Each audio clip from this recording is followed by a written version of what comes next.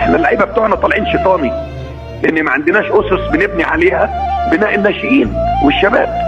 كل واحد حسب هواه، والاكاديميات خلاص خدت اماكن الشوارع، والولد اللي عايز يلعب كوره يدفع فلوس، واللي معهوش فلوس يقعد في البيت وممكن يكون هو الموهوب، واللي عمال يدفع ما بيعرفش يشوط كوره ولا يعرف يبصي كوره.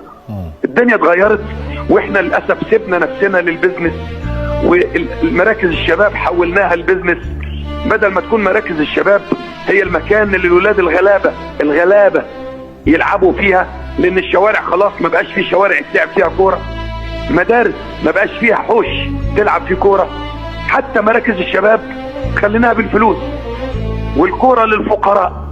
ومعظم اللي بيبقوا لعيبه كوره بيبقى من البدايه 90% منهم فقراء. انت خليت الفقير بيتفرج من ورا السور ويعيط عايز يلعب ومش عارف. وعمالين نعمل في ملاعب ترتان قد كده، والانديه تعمل اكاديميات. الولد راح يلعب في النادي، تلاقي الاداره بتقول له لا خش على الاكاديميه.